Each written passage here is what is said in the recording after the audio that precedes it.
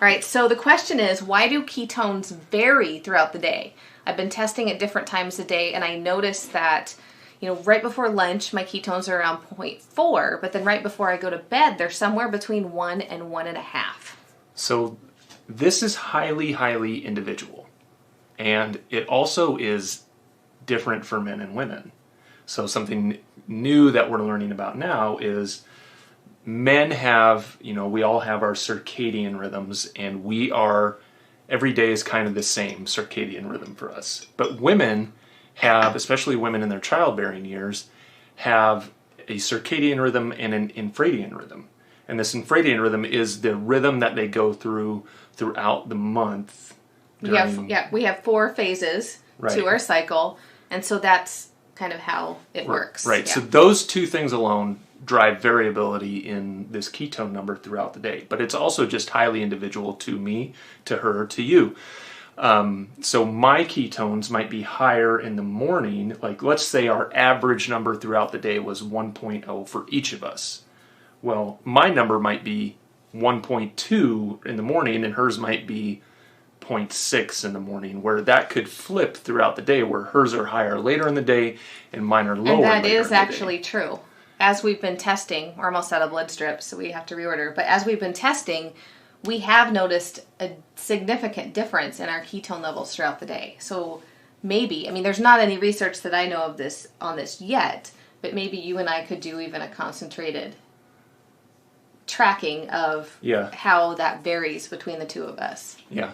So a fun way to look at it is if you want to either buy a Biosense breath tester, that's Biosense ketone breath tester, or the Keto Scan, or buy a bunch of blood test strips. You're almost off the screen. Oh, there's not a lot of room. Would be to chart it throughout the day, like once an hour for an entire day, and then chart it out on a graph and see just how high your ketones go and what that arc looks like throughout the day.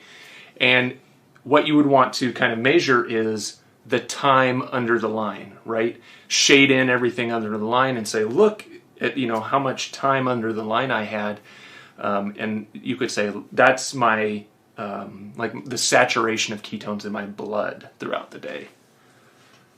So again, very highly individual. So there's a study out there, and that's on Biosense's website under the research tab. They actually did a study with 19 people that shows both the correlation between breath and blood, but also the change in ketone levels throughout the day. So there's not a lot of data up there, but there's some graphs and information there, that you can take a look at to give you just some more confidence into why you would be seeing some variability when you're testing at different times of the day. You would also expect to see variability, like if you test immediately after exercise. So say you test before exercise and then after exercise, you're going to notice a difference in your ketone level and also a difference in your blood glucose level. Your blood glucose will actually increase as a response to the exercise as your body creates its own glucose in order to refuel the cells, provide fuel to the cells as a response to your activity.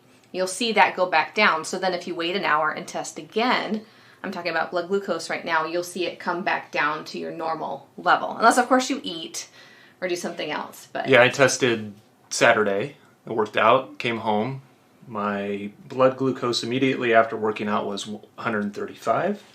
And I set a timer for an hour later, tested an hour later, and my blood glucose was back down to 92.